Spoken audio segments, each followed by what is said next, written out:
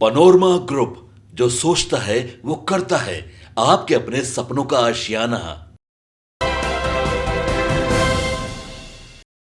नमस्कार, आप देख रहे हैं सिटी पोस्ट और मैं हूं अभिषेक मिश्रा। देखिए, जेडीयू को आज एक झटका लगा है। जेडीयू के पूर्व एमएलसी रामेश्वर महतो ने पार्टी छोड़ दी है।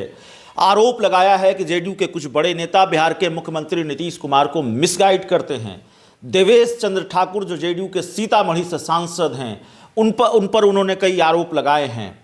हमारे साथ जेडीयू के नेता हैं राजेश तिवारी, जेडीयू के वरिष्ठ नेता हैं, और उनसे हम बात करेंगे। जेडीयू का रिएक्शन भी जरूरी है, क्योंकि आरोप मुख्यमंत्री नीतीश कुमार को लेकर है, बड़े नेताओं को लेकर है कि नीतीश कुमार को जेडीयू के बड़े नेता मिसगाइड कर रहे हैं। क्या चल रहा है आपकी पार्टी में राजेश तिवारी साहब? जेडीयू के पूर्व एमएलसी ने पार्टी छोड़ दी, कर रहे हैं कि जेडीयू के कुछ बड़े नेता हैं नीतीश कुमार को मिसगाइड करते हैं। आपके सांसद देवेश चंद्र ठाकुर पर आरोप लगा रहे हैं। आप ही की पार्टी के पूर्व एमएलसी थे वो रामेश्वर महतो। कौन रामेश्वर महतो? आपकी पार्टी में एमएलसी रहे, आप कर रहे हैं। कप प्लेट वाले रामेश्वर महतो? कौन कप प्लेट वाले?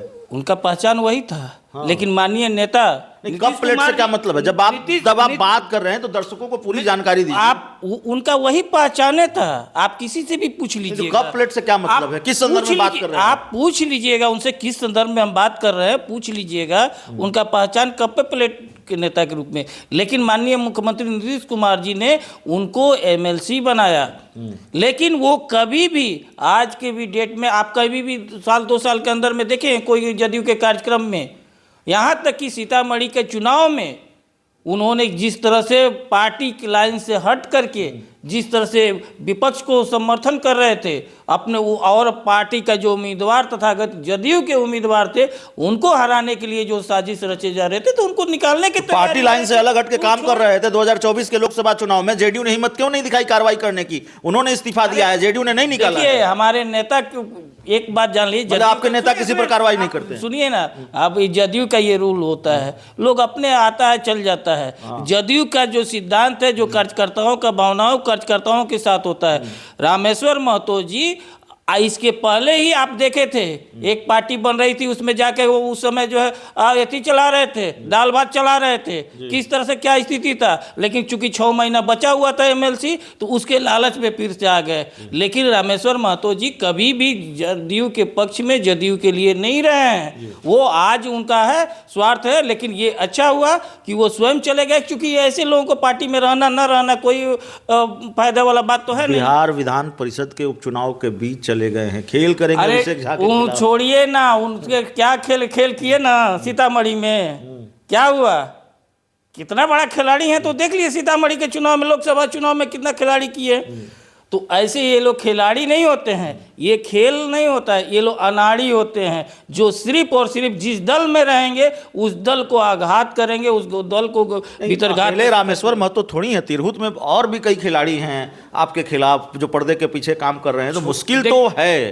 पर्दे के पीछे की बात छोड़ दीजिए, जो फ्रंट पर आता है, जो आज तक उनसे के बारे में नहीं बोला जा रहा था, तो फ्रंट हो रहने दीजिए। पर्दे के पीछे हम लोग पर्दे के पीछे वाले नहीं है, फ्रंट पर खेलने वाले। माननीय नेता ने विकास कार्य किया है, माननीय नेता पर पूरे बिहार की जनता को विश्वास है, और उनका जो भी प्रतिनिधि रहता है वो खुल करके खेलता है, काम करता है। और हम लोग जिस तरह से सीतामढ़ी जीते, इस बार जो है तिरहुत स्नातक से भी हम लोग बम्पर वोट से हमारा उम्मीदवार जीत रहे हैं। एक आखिरी सवाल है, क्या कारण है, आप अगर बेहतर तरीके से बता पाए, कि जेडीयू के खिलाफ जो भी खेल हो रहे हैं, चाहे अकेले विधान परिषद के उपचुनाव का मामला नहीं है, कई और खेल भी होते रहे हैं, हो रहे हैं, तो क्या कारण है? या रामेश्वर महतो का इस्तीफा हो, ऐसे जो झटके लगते हैं जेडीयू को, ऐसे जो खेल होते हैं जेडीयू के साथ, उसमें आपके सहयोगी दलों के नेता पर्दे के पीछे होते हैं। सहयोगी दलों के नेता क्यों खेल कर रहे हैं जेडीयू के साथ? कोई खेल नहीं कर रहा है, पर्दे के पीछे कोई खेल नहीं कर रहा है। ये सब जो है आपका मीडिया का उपज होता है, ठीक है। और ऐसे ऐसे रामेश्वर महतो का